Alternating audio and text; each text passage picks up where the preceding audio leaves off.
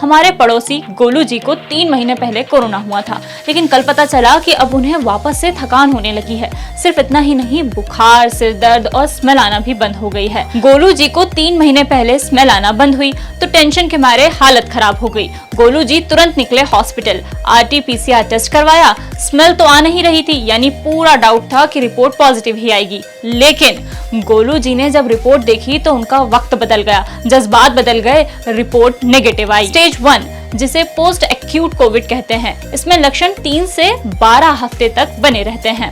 Stage 2, जिसका नाम chronic Covid है, इसमें 12 हफ्ते बाद भी लक्षण बने रहते हैं। डॉक्टर बताते हैं कि लॉन्ग कोविड हल्के, मामूली या गंभीर लक्षणों वाले मरीजों में हो सकता है।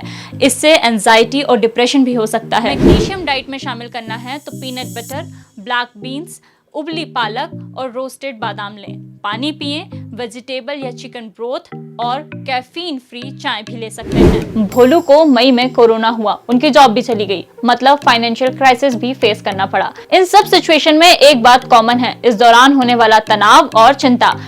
ऐसे में थके होने के बावजूद भोलू का दिमाग नर्वस सिस्टम की फाइट एंड फ्लाइट ब्रांच को एक्टिवेट रखता है। इससे आप अलर्ट रहते हैं और आपकी नींद उड़ जाती है। अब हुआ यूं कि भोलू राम को एक्सरसाइज से भी फायदा नहीं हुआ। उन्होंने मेडिटेशन भी किया, लेकिन बात नहीं बनी। तो अब क्या किया जाए? भोलू जी ने खुद के साथ थोड़ा समय बिताना शुरू किया और हर रात सोने से पहले अपने मन के विचारों को एक पन्ने पर उतार दिया। जो गर्भवती हैं वो कम से कम 7 से 8 घंटे की नींद जरूर लें। रोजाना 30 मिनट तक योग करें, मेडिटेशन और वॉक करें। साथ ही खुद को तनाव से दूर रखें और डाइट में फाइबर, लो फैट्स और कम नमक वाली चीजें शामिल करें और दिन में 6 से 8 ग्लास पानी जरूर पिएं। इसके लिए बच्चे को ऐसे कमरे में रखें जो पूरी तरह से कीटाणु रहित हो।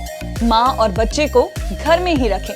बाहर से आने जाने वाले व्यक्तियों से दूरी बनाएं, चाहे वो बच्चे के पिता, भाई, बहन ही क्यों ना हो, क्योंकि नवजात शिशु मास्क नहीं लगा सकता।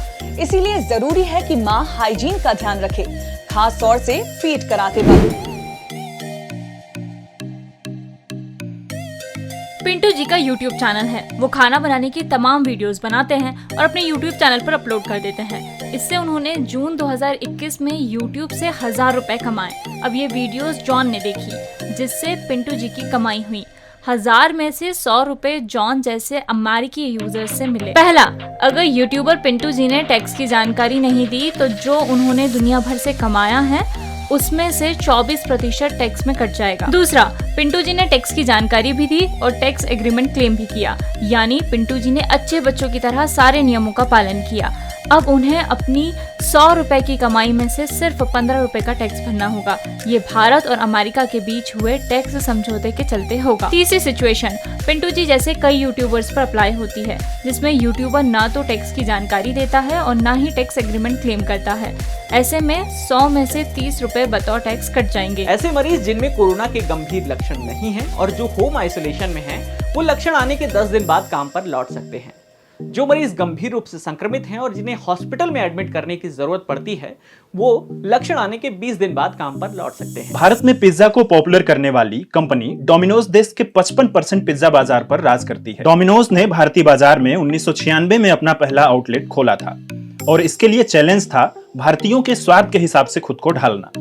एक बार ये फॉर्मूला इनके हाथ लग गया तो ब्रांड ने पीछे मुड़ के नहीं देखा। इसमें 21,750 वॉलंटियर्स को 2 हिस्से में बांटा गया। एक ग्रुप में एक्सरसाइज करने वाले तो वहीं दूसरे ग्रुप में एक्सरसाइज ना करने वाले लोगों को रखा गया। नेक्स्ट स्टेप में इनका 1 साल का डेटा और मेडिकल केयर क्लेम कंपेयर किया गया, जिसने रिसर्चर्स की नींद उड़ा दी। क्या एक ही पासवर्ड कई जगह इस्तेमाल कर रहे हैं, या अपने पासवर्ड में अपने नाम और बर्थ डेट का इस्तेमाल कर रहे हैं ताकि आसानी से याद रहे, या फिर आप अपने बच्चे या माता पिता के नाम पर सारे पासवर्ड बना रहे हैं? मई 2016 में शुरू हुई इस योजना के तहत मार्च 2020 तक 8 करोड़ LPG कनेक्शन बांटने का लक्ष्य रखा गया था, लेकिन ये लक्ष्य समय से पहले ही पूरा हो गया। सितंबर 2019 तक, यानी लक्ष्य के 6 महीने पहले ही 8 करोड़ कनेक्शन बांट दिए गए।